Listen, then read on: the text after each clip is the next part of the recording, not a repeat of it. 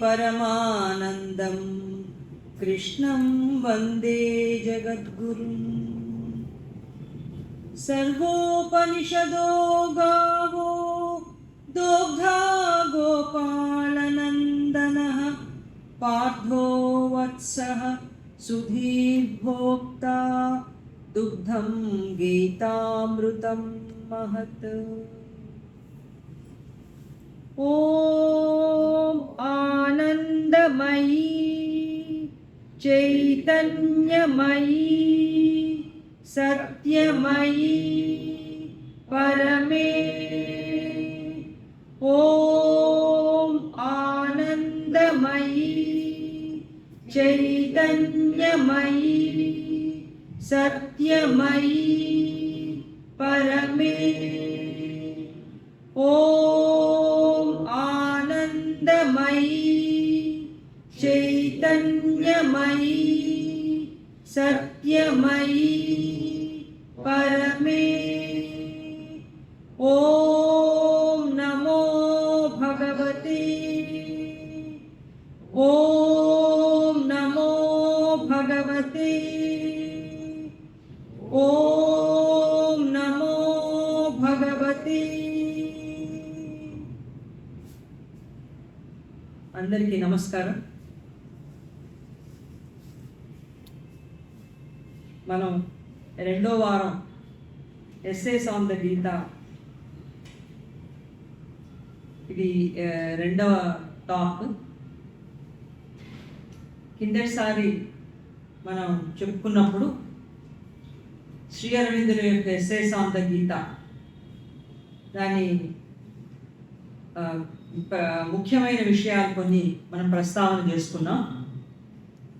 Shri అరవిందులు essays on the గీతాలో చాలా వివరంగా గీతా ఉపదేశాన్నంతటిని వివరిస్తూ గీతోపదేశం యొక్క ప్రధానమైన ప్రయోజనం, దాని లక్ష్యం చాలా స్పష్టంగా మనకు చేశారు. కిందటి లెక్చర్లో, టాక్లో మనం ప్రస్తావించిన అంశాలు ఒకసారి సమరైజ్ చేసుకుని ఇవాళ దాంట్లోకి వెళ్దాం. గీత ప్రధానంగా ముక్తిని సాధించిన తర్వాత మానవుడు తిరిగి దైవం ఆదేశించిన కర్మాచరణలో జీవితాన్ని గడపటం, అది శ్రీకృష్ణుడి సందేశంగా చెప్పారు. తర్వాత గీత వాస్తవిక జీవితం కోసం ఉంది, కానీ ఇది మనం ఏకాంతవాసం కోసం లేదు. ఆత్మని తెలుసుకుని ఆత్మలో మనం ఏకమైపోయి అట్లాగా ఉండిపోవడానికి గీతోపదేశం జరగలేదు అని వివరంగా ఆయన చెప్పారు. అలాగే శ్రీ అరవిందులు ప్రతిపాదన చేసినటువంటి పూర్ణయోగం, ప్రకృతి పరివర్తన, దివ్య జీవనం, లైఫ్ డివైన్, సామూహిక సాధన, కలెక్టివ్ సాధన, ఇట్లాంటివి ఏవి కూడా గీతలో లేవు. అయితే శ్రీ అరవిందులు చెప్పినటువంటి కర్మ ప్రాధాన్యత మనకి గీతలో కనపడుతుంది. గీత జీవితాన్ని ఒక భ్రమగా కానీ ఒక మిథ్యగా కానీ చెప్పల, యథార్థం అని చెప్పి. దానికి రుజువు ఏమిటంటే శ్రీకృష్ణుడు తీసుకున్నటువంటి యుద్ధం అనే కర్మ, అది దానికి ఒక రుజువు.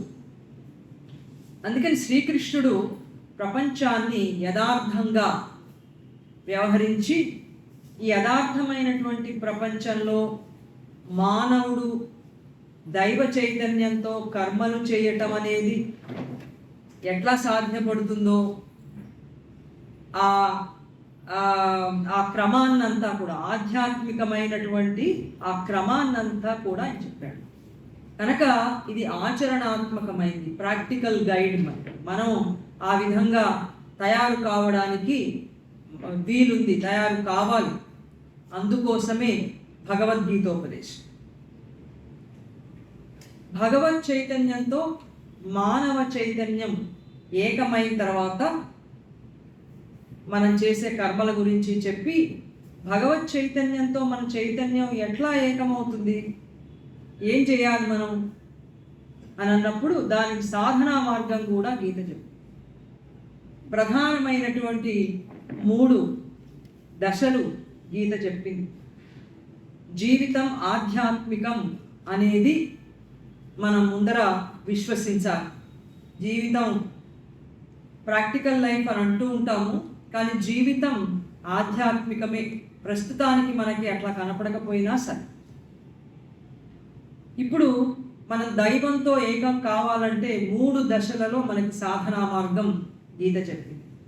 1 ఫలితాలు ఆశించకుండా చేసే నిష్కామ కర్మ, దాని కర్తవ్య కర్మ అని కూడా గీత చెప్పింది. అది చేస్తూ ఉంటే మనలో ఉన్నటువంటి 2 ప్రిన్సిపల్స్ మనకు అనుభవంలోకి వస్తాయని చెప్పి, 1 పురుష చైతన్యం, 2 ప్రకృతి.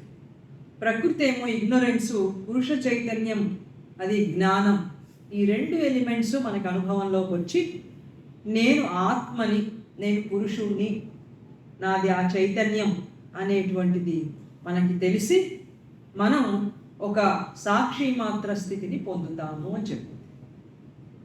ఆ తర్వాత కూడా ఇంకొక దశ గీత చెప్పింది. అది చాలా అత్యున్నతమైనటువంటి దశ, కృష్ణుడు చెప్తున్నటువంటి దశ.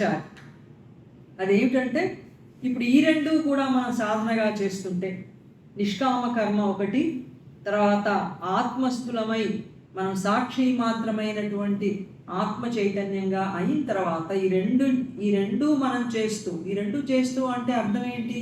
పని చేస్తూ, జీవిస్తూ, మనం ఏం పని చేస్తున్నామో ఆ పని చేస్తూ ఈ 2 సాధనగా ఆ పనిని చేయాలి. పని మానేసి చేయటం అనేది గీత ఉద్దేశం కాదు. గీత కర్మని స్థాపించింది. కర్మ చేయటం ముఖ్యం, అదే చిట్ట చివరి స్థితి. అయితే ఇప్పుడు మనం చేసే పనులన్నీ కూడా అజ్ఞాన చైతన్యంలో చేస్తున్నాం. దైవ చైతన్యంతో ఏకమైనప్పుడు దైవ చైతన్యంతో కర్మలు చేస్తాం. ఇదే ఉద్యోగం చేస్తాం, ఇదే వ్యాపారం చేస్తాం, ఇదే ఆధ్యాత్మిక కార్యక్రమాలు చేస్తాం. మనం ఇప్పుడు ఏమేమి చేయాలనుకుంటున్నామో అన్నీ చేస్తాం, కానీ అది దైవ చైతన్యం నుంచి దైవం యొక్క ఆదేశం ప్రకారం చేస్తాం. మనకి నచ్చిన పని, నచ్చని పని అంటూ అప్పుడే ఉండదు. ఆయన ఏ పని చెప్తే అది మన పనే నచ్చుతుంది, ఎంతో సంతోషంగా చేస్తాం. ఈజీగా స్విచ్ ఓవర్ కూడా అయిపోతాం. ఈ పని కాదు, నువ్వు ఇంకొక పని చేయి అని ఆయన ఆదేశం అయినప్పుడు వెంటనే ఆ పనిలోకి వెళ్ళిపోతాం. పరమ సంతోషంగా ఆయనకి మన చైతన్యాన్ని సమర్పించి పనిచేస్తాం. ఇప్పుడు ఈ 2 దశలు అయిన తర్వాత మనం పని చేస్తూ ఉన్నప్పుడు 3వ దశకు పెడతాము అని చెప్పి గీత చెప్పింది. అదేంటంటే, మనలో పనిచేస్తున్నటువంటి ప్రకృతి ఈశ్వరుడి అనుమతితోనే పనులు చేస్తుంది అని తెలుసుకుంటాం. ఈశ్వరుడే మన ప్రకృతికి అనుమతిచ్చి ప్రపంచంలో ఈ కార్యక్రమాలన్నీ ఎన్ని కర్మలు ఉన్నాయి ప్రపంచంలో? పనులు. కర్మలు అంటే పనులు. ఎన్ని పనులు జరుగుతున్నాయి ప్రపంచంలో? అసంఖ్యాకమైనటువంటి పనులు జరుగుతున్నాయి. ఈ పనులన్నీ కూడా చేయమని ప్రకృతికి ఆదేశం ఇచ్చింది, అనుమతి ఇచ్చింది. ఆవిడనికి మొత్తం అంతా కూడా అప్పగించింది ఎవరు అంటే ఈశ్వరుడు అని మనకు తెలుసు. ఆ ఈశ్వరుడు, ఆయనకి మనం శరణాగతులమై ఆయన ఇచ్చ ప్రకారం, ఆయన విల్ ప్రకారం పనిచేసేటువంటి వాహికలుగా మనం తయారవుతాం, ఇన్స్ట్రుమెంట్గా మనం తయారవుతాం. ఈ 3 సాధనా మార్గాలు గీత చెప్పి ఇలా చేసినట్లయితే భగవంతుని చైతన్యంతో మనం ఏకం కాగలము అని చెప్పి, తర్వాత గీత చెప్పినటువంటి కర్మలు, ఆ దైవ చైతన్యంతో చేసేటువంటి కర్మలు ఇప్పుడు చేస్తున్నటువంటి కర్మలు కావు, అవి దివ్య కర్మలు అవుతాయి. ఎందుకంటే దైవం చెప్పినట్లు మనం చేయగలుగుతున్నాం తెలుస్తోంది కనుక అవి దివ్య కర్మలు అవుతాయి. శ్రీ అరవిందులు చెప్పారు, దివ్య కర్మలు అవుతాయి. ఆ దివ్య కర్మలన్నింటినీ నిర్వహించేటువంటి వాళ్ళుగా మనం ఉంటాం. అప్పుడు ఆ దివ్య కర్మలో భాగంగా దైవం ఒకవేళ హింస అనేది తప్పదు చెయ్యాలి అని అర్జునుడికి చెప్పినట్టుగా శ్రీకృష్ణుడు ఎట్లా చెప్పాడో యుద్ధంలో, ఈ హింస అనేది అజ్ఞానంలో చేస్తున్న హింస కాదు, ఇది నేను ఈ ప్రపంచాన్నంతటినీ అత్యున్నత దైవ చైతన్యం వైపు, కొత్త ప్రపంచం వైపు తీసుకువెళ్ళాలనుకుంటున్నాం. అట్లా అనుకుంటున్నప్పుడు ఇప్పుడున్నటువంటి ప్రపంచంలో స్థిరంగా ఉన్నటువంటి ధర్మాలు కానీ, తర్వాత ముందుకు వెళ్ళటానికి నిరాకరించేటువంటి శక్తులు కానీ ఇవన్నీ ఉంటే వాటన్నింటినీ అవి పోవటం లేదు గనక దివ్య హింసతో వాటన్నింటినీ కూడా తొలగించటం అనేది నేను చేస్తాను. అది అహంకారం నుంచి చేసే హింస కాదు. దైవం అత్యున్నతమైనటువంటి స్థితికి ప్రపంచాన్ని తీసుకువెళ్ళటానికి, అందుకు అవరోధంగా ఉన్న దుష్ట శక్తులన్నిటినీ తీసేయడానికి చేస్తున్నటువంటి తప్పనిసరి అయినటువంటి హింస గనక అది దివ్య హింస. ఇంకా అప్పుడు ఆ స్థితిలో మనం కూడా ఈశ్వరుడి చైతన్యంలో భాగం అయిపోయాం కనుక ఆయన చేయమన్నప్పుడు హింస అది ఇక హింస అనేది కాదు, అదొక పని అంతే. కాకపోతే నియమంగా అహింస ధర్మమైన దైవం యొక్క ఆదేశం వచ్చినప్పుడు చేస్తే అప్పుడు మనం ఇన్స్ట్రుమెంట్గా ఆ పని కూడా మనం చేయగలుగుతామని చెప్పి శ్రీ అరవిందులు ఓ మాట అన్నారు ఎస్సేస్ ఆన్ ద గీతాలో. The law of Vishnu cannot prevail till the debt to Rudra is paid. అత్యద్భుతమైనటువంటి లైన్స్ ఆయన మాట్లాడుతుంటే ఆ స్పష్టత మన హృదయాన్ని కదిలించి ఒక గొప్ప అనుభూతికి మనని లోను చేస్తూ ఉంటుంది. విష్ణు ధర్మం నిలబడాలి అంటే, స్థాపించాలంటే ప్రపంచంలో ముందు రుద్రుడి రుణం తీర్చుకోవాలి. ఏమిటా రుద్రుడు? లయకారకుడు.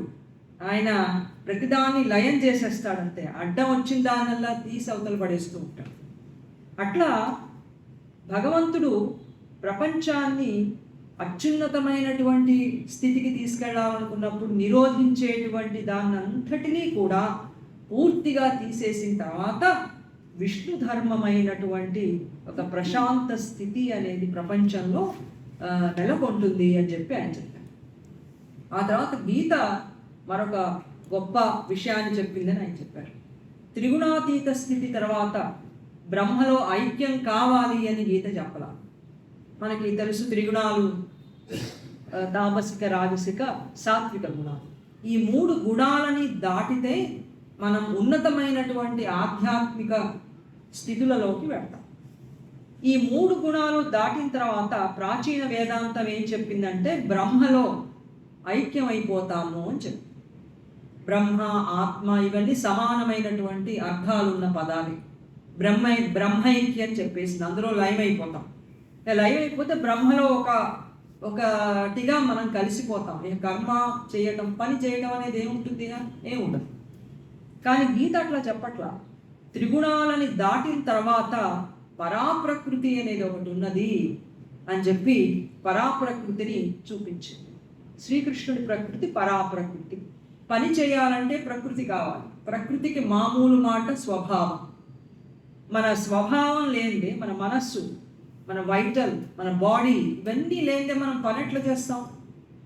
పని చేయలేం. కానీ పని చేయాలంటే ఈ ప్రకృతి అంతా ఉండాలి. ఈ ప్రకృతి ఇప్పుడు మనది అజ్ఞాన ప్రకృతి, శ్రీకృష్ణుడిది పరాప్రకృతి. నాది పరాప్రకృతి. ఆ పరాప్రకృతే జీవులుగా అయింది ప్రపంచంలో అని చెప్పాడు. దివ్య స్వభావంతో మనందరం కూడా ఇక్కడ ఉన్నాం. కాకపోతే ఆ దివ్య స్వభావం అంతా లోపల ఎక్కడో ఉంది. దాన్ని బయటికి తీసుకురావటం గీతా సాధన మనకి చూపించింది. అందుకని త్రిగుణాతీత స్థితి దాటిపోయిన తర్వాత పరాప్రకృతి అనేటువంటిది స్వభావంగా ఉండి పురుషోత్తముడు అనేటువంటి అత్యున్నత చైతన్యం శ్రీకృష్ణుడు, ఆయనలో మనం నివసిస్తాం. నివసిష్యసి మయ్యేవా అనేటువంటిది శ్రీకృష్ణుడు చెప్పిన మాట. నువ్వు నాలో నివసిస్తావు అని. నాలో అంటే వ్యక్తి అనే కదా అర్థం. ఆ వ్యక్తికి స్వభావం ఉంది, ఆ వ్యక్తికి ఉన్నత చైతన్యం ఉంది. కాబట్టి అది బ్రహ్మక. బ్రహ్మ ఆత్మ అంటే వ్యక్తిత్వం ఏమీ ఉండదు, అది ఒక చైతన్యం అంతే. కానీ కృష్ణుడు అట్లా కాదు. ఆయనకి చైతన్యం ఉంది, ఆయనకి ప్రకృతి ఉంది, ఆయన కర్మలన్నీ నిర్వహిస్తున్నారు. నమే పార్థాస్తి కర్తవ్యం త్రిషు లోకేషు కించిన తానవాప్తమవాప్తవ్యం వర్తయేవచ కర్మణి.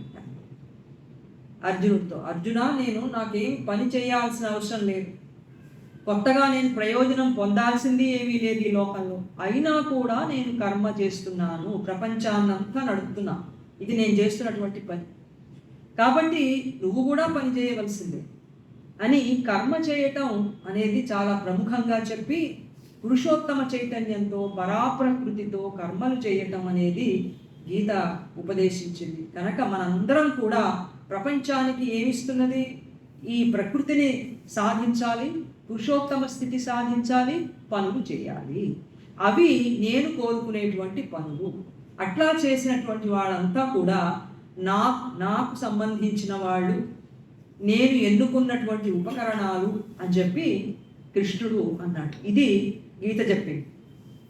అట్లాగే మరొకటి, అర్జునుడిలో వచ్చినటువంటి మార్పు ఏ పద్ధతుల ద్వారా వచ్చింది, ఎట్లా వచ్చింది, ఈ వివరాలేవి గీత చెప్పాల. మార్పు అయితే వచ్చిందని చిట్ట చివరి వాక్యంలో మనకు తెలిసింది. నష్టో మోహ స్మృతిర్లబ్ధ్వా త్వత్ప్రసాదాన్మయాచ్యుత స్థితోస్మి గత సందేహ కరిష్యే వచనంతవ. నువ్వేం చెప్తే నేను అది చేస్తాను అన్నాడు. చేసేసాడు, యుద్ధం జరిగిపోయింది.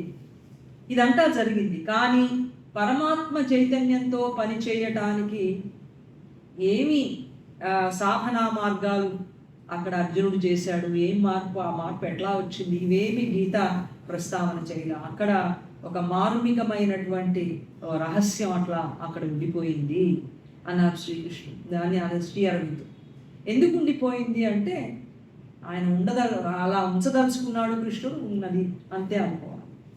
ఆ తర్వాత శ్రీ అరవిందుల యొక్క యోగంలో ఇదంతా కూడా పూర్ణయోగ సాధనలో మనకి ఇంకా వివరంగా వచ్చింది. ఎట్లా, ఏ సాధన చేయటం వల్ల మనం డివైన్ ఇన్స్ట్రుమెంట్గా మారగలుగుతాము అనేది మనకి అందులో వచ్చింది. శ్రీ అరవిందుల యోగంలో గీతా మార్గం అన్నది ఒక ముఖ్యమైనటువంటి భాగం అన్నారు. నా యోగంలో గీతా మార్గం చాలా ముఖ్యమైనటువంటి భాగం. గీతాయోగం బాగా సాధన చేసిన వారికి నా యోగం సాధన చేయటం చాలా తేలిక. ఒకవేళ గీతాయోగ సాధన గనక జరగకపోతే ఇక్కడ జరిగే యోగ సాధన కొంత కష్టం అవుతుంది అని చెప్పి ఆయన అన్నారు. అందుకని గీతాయోగ సాధన శ్రీ అరవిందుల యొక్క పూర్ణయోగానికి ప్రాథమికమైన ప్రధానమైన భూమిక. ఇది సాధన తప్పనిసరిగా జరగాలి అని చెప్పి ఆయన చెప్పారు. ఇది మనం కిందటి వారం చెప్పుకున్నాం. ఇక ఈ రోజున మనం మాట్లాడుకోబోయేటువంటి అంశాలు కొంత ఆసక్తికరమైనటువంటి, కొంత ఏమిటి, చాలా ఆసక్తి, పోను మరింత ఆసక్తి. అప్పుడే అయిపోయిందా భగవద్గీత అనిపించేటట్లుగా శ్రీ అరవిందులు దానికి వ్యాఖ్యానం చేశారు. ఇవాళ మనం మాట్లాడుకునేటువంటి దాంట్లో అర్జునుడు యుద్ధరంగంలోకి వచ్చి నిలబడ్డాడు. నిలబడిన తర్వాత ఏం జరిగింది? చాలా క్లిష్ట సమయం అది. ఆయనకు అనుకోని సంక్షోభం ఎదురైంది. ఇప్పుడు ఆయన యుద్ధంలో నిలబడ్డ తర్వాత యుద్ధరంగంలో అయితే యుద్ధమన్నా చేయాలి చివరిదాకా, లేకపోతే ఇక తిరిగి వెళ్ళిపోవాలి. రెండే మార్గాలు అర్జునుడికి ఎదురుగుండా ఉన్నాయి. అంత సంక్షోభం అతనికి ఎదురైంది. ఎందుకని? సాధారణంగా ఆయన పాటిస్తున్నటువంటి నీతి, ధర్మం ఇవన్నీ కూడా ఏమిటి, ఇవన్నీ ఇలా ఉన్నాయి, ధర్మాలన్నీ ఇంత కఠినంగా ఉన్నాయి, ఇంత పాపం కలిగించేవిగా ఉన్నాయి, ఇంత దుఃఖం కలిగించేవిగా ఉన్నాయి అనేటువంటి ఒక సత్యం ఆయన కళ్ళ ముందర వచ్చింది. అందుకని గీత ఎంత ప్రాక్టికల్గా ఉపదేశం ఉంది అంటే ఒక పెద్ద సంక్షోభంలో ఉపదేశం మొదలై. సాధారణంగా ఆధ్యాత్మిక సందేశాలన్నీ ఎలా ఉంటాయి, ఇప్పుడు మనం ఎలా ఉన్నామో ఇక్కడ చెప్పుకుంటున్నామో అట్లా ఉంటాయి. ఓ చక్కటి ప్రదేశం ఉంటుంది, సౌకర్యాలు ఉంటాయి, ప్రశాంతంగా ఉంటుంది, కూర్చుంటాం, మాట్లాడుకుంటాం, తిరిగి మనం వెళ్ళిపోతాం. ఇట్లాంటి స్థితి అక్కడెక్కడా లేదు. లేకపోతే ప్రపంచం అంటే వైరాగ్యం కలిగితే ఇక్కడి నుంచి వెళ్ళిపోతాం, ఏ చెట్ల దగ్గరకో గుట్టల దగ్గరకో వెళతాం, అక్కడ ఆత్మస్థులమై చేస్తాం, అక్కడ ప్రశాంత స్థితి. ఇట్లాంటి ప్రశాంత స్థితిలో గీత ఉపదేశం జరగడం, గీతోపదేశం అంతా కూడా మహా రణరంగం, బాణ పరంపరలన్నీ కూడా వేగంగా దూసుకొస్తూ ఉంటే అటువంటి యుద్ధరంగంలో ఉపదేశం జరిగింది. ఇది చాలా ఆశ్చర్యకరమైన ఆసక్తికరమైనటువంటి విషయం. అందుకే మనందరికీ కూడా ప్రపంచానికి గీత అంటే ఒక తెలియని ఆకర్షణ. మన ప్రపంచానికి అదొక ప్రతీక. ప్రపంచమంతా ఇంతే సంఘర్షణతో నడుస్తుంది, ఇటువంటి ద్వంద్వాలతోనే నడుస్తుంది, ఇటువంటి వేదనతోనే మానవ జీవితం అంతా కూడా జరుగుతుంది. ఇదేమిటి ఇట్లా ఎందుకుంది అనే ప్రశ్నలే మనకి ఎదురుగా వస్తూ ఉంటాయి. వాటికి సమాధానాలు మనం వెతుక్కుంటూ ఉంటాం. అందుకని ఇది ఆధ్యాత్మికమైనటువంటి చింతన కాదు, ఒక నైతిక గ్రంథం కాదు, ఒక చాలా ప్రధానమైనటువంటి ఒక విషయాన్ని ఒక రణరంగంలో ఒక భూమికగా చేసుకుని శ్రీకృష్ణుడి ఉపదేశం అక్కడంతా కూడా కనిపిస్తోంది. మనకి ఒక సమన్వయ రూపమైనటువంటి ఆలోచన మొదటి నుంచి కూడా ఉంది. సమన్వయం అంటే ఏంటంటే ఒక ఉన్నతమైనటువంటి శాశ్వతమైన సత్యం ఏదో ఉంది అని అందరికీ మనసులో తెలుస్తూ ఉంటుంది. ఏదో ఉంది, ప్రపంచాన్ని నడిపించేది, నన్ను నడిపించేది ఒక శాశ్వత సత్యం ఏదో ఉన్నది అని ప్రతి వాళ్ళకి కూడా అంతో ఇంతో మనకి స్ఫురిస్తుంది. ఆ శాశ్వత సత్యం అది ఎట్లా మనం అనుభవంలోకి తెచ్చుకోవాలి అనేది ఒక మనం చేసేటువంటి అన్వేషణ. ఈ శాశ్వత సత్యాన్ని మనం తెలుసుకోవాలంటే ఒక సమన్వయమైనటువంటి దృక్పథం మనకు కావాలి, సింథసైజ్డ్ ఒక పర్సెప్షన్ మనకి కావాలి. అది వేదాల కాలంలో జరిగింది. వేదాలన్నీ కూడా సమన్వయం చేశాయి, సింథసైజ్ జరిగింది వేదాల కాలంలో. ఉపనిషత్ కాలంలో ఒక రకమైన సింథసిస్ జరిగింది.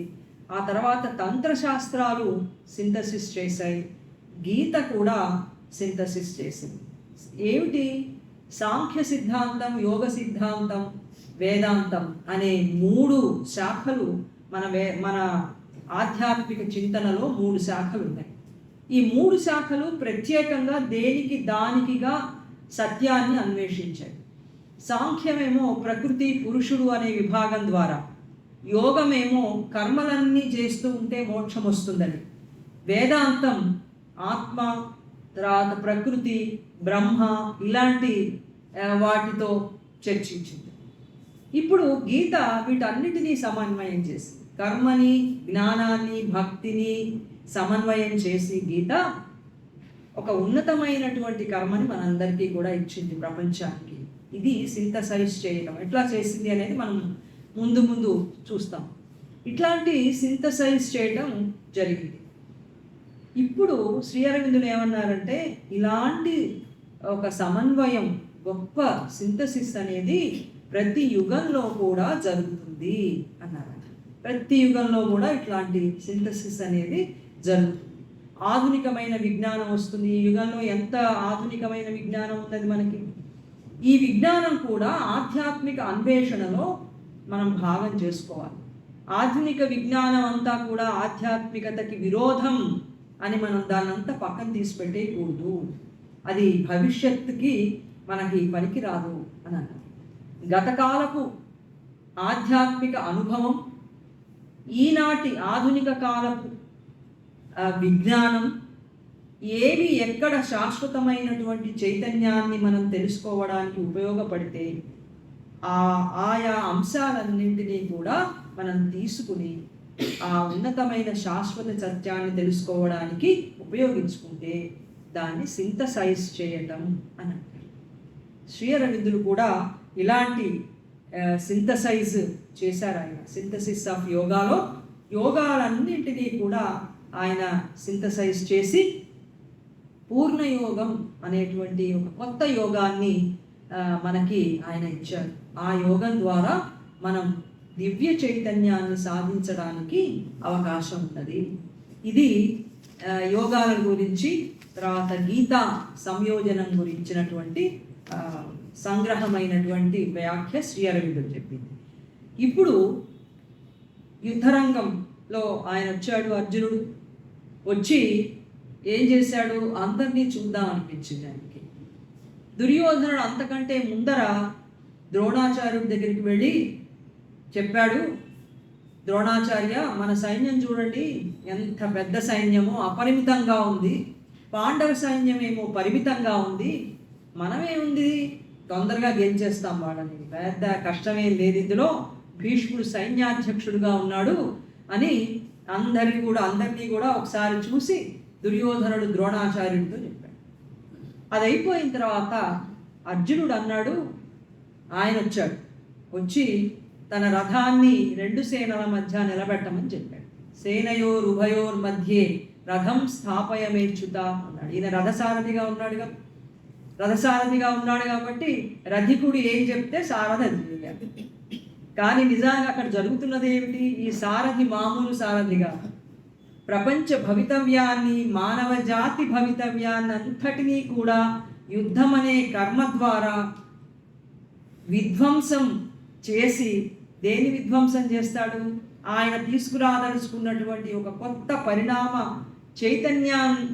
చైతన్యానికి అడ్డం వస్తున్నటువంటి దాన్ని అంతటిని విధ్వంసం చేసి కొత్త ప్రపంచాన్నంతా తీసుకుపోవడానికి ఆయన సారథ్యం వహిస్తున్నాడు. ఆయనకే తెలుసు జరగబోయేది అంతా, ఇంకెవరికి ఏం తెలియదు. అందరూ ఏమనుకుంటున్నారు, దుర్యోధనుడు అనుకుంటున్నాడు వీళ్ళందరినీ చంపి పారేసి మళ్ళీ లాక్కుంటా అనుకుంటున్నాడు. పాండవులు అనుకుంటున్నారు ధర్మం ప్రకారం మాకు రావాలి, మేము యుద్ధం చేసి మా రాజ్యం మేము తెచ్చుకుంటాం వాళ్ళు అనుకుంటున్నారు. వాళ్ళది సరి అయింది, పూర్తి సరికాదు. కౌరవులది పూర్తిగా సత్యం కాదు. అసలు సత్యం అంతా కీలకం శ్రీకృష్ణుని సారథ్యంలో ఉంది. ఆయన పట్టుకున్న గుర్రపు కళ్యాలలో అక్కడ ఉంది అసలు రహస్యం అంతా. అందుకని రథాన్ని అక్కడ తీసుకువెళ్ళు అనగానే తీసుకెళ్ళి అక్కడ పెట్టి ఆయన చెప్పాడు, పశ్యవితాన్ సమవేతాన్ కురునితి అన్నట్ట కృష్ణుడు. అర్జున తీసుకొచ్చాను, చూడు ఒకసారి కురువీరులందరినీ ఒకసారి బాగా పరికించి చూడు అన్నాడు. భాగవతంలో పోతన గారు భీష్మస్థితిలో భీష్ముడి ద్వారా ఇదే స్థితిని ఒక అందమైనటువంటి పద్యంలో ఆయన చెప్పారు. ఆయన ఏమన్నాడంటే, నరుమాటల్ విని నవ్వుతో ఉభయసేనా మధ్యమక్షోణిలో పరులీక్షింప రథంబు నిలిపి భూపాలావడులను చూపుచున్ భూపాయువునెల్ల చూపులన శుంభత్కేళి వచించు అన పరమేశ్వరుండుండెడు హృత్పద్మాసనాసీనుడై. భీష్ముడికి తెలిసిపోయింది ఆయన కృష్ణమవుడు ఏం చేస్తాడు అంటే, నరుమాటలు విని నవ్వుతో అర్జునుడు నా రథాన్ని ఇరుసేనల మధ్య నిలుపు అనగానే కృష్ణుడికి నవ్వు వచ్చింది అని రాశారు పోతన గారు. నవ్వుతున్నాడు. నేను ఇదే కోరుకున్నానయ్యా, వస్తున్నావు నా దారికే, ఇక మరుక్షణంలో నీలో కలగబోయేటువంటి సంక్షోభం, ఆ తర్వాత నువ్వు నాకు ఉపకరణంగా మారడానికి నేను చెప్పేటువంటి బోధ, దాని ద్వారా నేను తలుసుకున్నది నీ ద్వారా చేయటం అన్నీ జరిగిపోతాయి అన్నట్లుగా ఒక చిన్న నవ్వుతో పరమాత్మ ఏం చేశాడంటే అందరినీ కూడా చూశాడు. నరుమాటల్ విని నవ్వుతో ఉభయసేనా మధ్యమక్షోణిలో పరులీక్షింప రథంపు నిలిపి, శత్రువులందరినీ చూడడానికి రథం మధ్యలో నిలిపి వాళ్ళందరినీ రాజులందరినీ కృష్ణుడు చూస్తున్నాడు. ఆయన చూపు మెరుపులు ఉన్నాయట. ఆ చూపుల్లో మెరుపులన్నీ ఏం చేస్తున్నాయిట, మెరుపులుంటే మనం చూద్దాం అనిపిస్తుంది, కానీ కృష్ణుడి చూపులో ఉండే మెరుపులు అలా లేవుట. ఆ మెరుపులన్నీ శుంభత్కేళి వచించు, అక్కడున్న రాజులందరి ఆయుష్ని హరించేసేస్తున్నాయి. ఆయన కళ్ళల్లో ఉన్న మెరుపులన్నీ వాళ్ళు ఆల్రెడీ చచ్చిపోయారు. సూక్ష్మ భౌతిక భూమికలో నిర్ణయం అయిపోయింది కనుక కౌరవులందరూ మరణించారు, వాళ్ళేం బతికిలేరు, అంటే నిర్ణయం పూర్తయిపోయింది. అలా రాశాడు పోతన గారు. నవ్వుతో అని ఆ మాట కలిపాడు అక్కడ. దాంతో కృష్ణుడికి సర్వము తెలిసింది, తీసుకొచ్చి అక్కడ పెట్టంగానే అర్జునుడు చాలా గర్వంతో వీళ్ళందరినీ చూస్తున్నాడు. ఒకసారి చూద్దాం వీళ్ళందరూ నా చేతిలో ఇప్పుడు మరో క్షణంలో మరణించే వాళ్ళే అంతా, వీళ్ళంతా గొప్పవాళ్ళు అనుకుంటున్నారని చెప్పి అటువంటి అతిశయంతో ఒక పరాక్రమంతో వచ్చినటువంటి వాడు కాసేపు కొన్ని సెకండ్స్ చూడగానే ఆయనలో ఎక్కడ లేనటువంటి విషాదం బయటకు వచ్చేసింది. ఆ విషాదంలో ఆయన శ్రీకృష్ణుడితో ఏమేమి అన్నాడో మనకు తెలుసు. వాటన్నిటిలో కూడా మనం కొన్ని ప్రధానంగా చెప్పుకోవలసిన ఆ కాలం నాటి భావాలు. అవి ఏమిటంటే, నేను ఇప్పుడు యుద్ధం చేయలేను, వీళ్ళంతా నా వాళ్ళు, వీళ్ళందరినీ చంపడం నాకు చాలా వేదనగా ఉంది, నేను చంపలేను. ఆచార్యులు వీళ్ళందరూ గురువులు వీళ్ళందరినీ చంపిన తర్వాత నేను భోగించేటువంటి రాజ్యం ఏమిటి? అంతా శ్మశానమే. నాకు ఆ సంతోషం ఎట్లా ఇస్తుంది? నాకు సంతోషం ఇవ్వదు, నాకు వద్దు ఇదంతా అని చెప్పి నాకు ముల్లోకాల ఆధిపత్యం ఇస్తానన్నా సరే నేను వద్దంట. ఇక ఈ రాజ్యం ఒక లెక్క, నాకు రాజ్యం వద్దు, ఏమొద్దు, నేను వెళ్ళిపోతాను అన్నాడు. అని ఈ యుద్ధం కనుక జరిగే పరిణామాలలో వర్ణ సంకరం ఒకటి అవుతుంది అని చెప్పాడు. వర్ణ సంకరం అవుతుంది ఎందుకంటే పురుషులంతా చనిపోతారు కాబట్టి, స్త్రీలు విధవలు అవుతారు కనుక ఇంకా వాళ్ళంతా కూడా దూషితులు అవుతారు, వర్ణ సంకరాలు వచ్చేస్తాయి, కులం ధ్వంసం అయిపోతుంది. ఇవన్నీ జరిగితే నరక ప్రాప్తి వస్తుంది. ఇదంతా కూడా జరిగేటువంటి సరి అయినటువంటి పని కాదు, ఇదంతా కూడా వద్దు, నేను యుద్ధం చేయను, వాళ్ళు నన్ను చంపినా సరే అన్నాడు. వాళ్ళు నన్ను చంపినా సరే, వాళ్ళు ఆయుధం తీసుకొచ్చి నన్ను చంపేస్తే సరే, చంపండి అని కూర్చుంటాను నేను అంతే, నేనేమి మళ్ళీ తిరిగి యుద్ధం చేయను, నాకు వద్దు ఇదంతా. ఈ భావాలన్నీ సరి అయినవా? మనం ఇక్కడ ఆలోచించాల్సిందే. గీతాధ్యయనం చేసేటప్పుడు అందులో వర్ణ వ్యవస్థని గురించి చెప్పారు, అందులో కుల వ్యవస్థల గురించి చెప్పారు, క్షత్రియ ధర్మాలు చెప్పారు. అవే సంపూర్ణమైనటువంటి దివ్యోపదేశం అనేటువంటి భావన అది సరికాదు అన్నారు శ్రీ అరవింద్. ఎందుకంటే ప్రతి యుగంలో మనం వెళుతూ కాలంలో పోతూ ఉన్నప్పుడు కాలం మార్పులలో మనం జీవించేటువంటి సందర్భాలలో కొన్ని ధర్మాలు మనకి పాక్షికమైనటువంటి ధర్మాలు మనం ఆచరిస్తూ ఉంటాం, మన బుద్ధికి దోచినవి.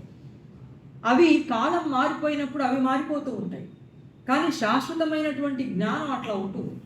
కాబట్టి కులధర్మాలు చెప్పారు, యజ్ఞయాగాదులు మాత్రమే చేయమన్నాడు. తర్వాత ఇదిగో వర్ణ సంకరం అవుతుందన్నాడు కాబట్టి వర్ణ సంకరం అనేది గీతలోనే చెప్పారు. ఇవన్నీ పొరపాటు, ఇవన్నీ ఆ కాలాలలో తాత్కాలికంగా ఆ కాలం నాటి భావాలు. ఇవన్నీ మనం తీసి పక్కన పెట్టవలసిందే. ఇవన్నీ తీసి పక్కన పెడితేనే అసలైనటువంటి కృష్ణుని యొక్క ఉపదేశం ఏమిటనేది మనకి తెలుస్తుంది. లేకపోతే ఇందులో చిక్కుకుని వెళ్ళిపోతాం అంతే.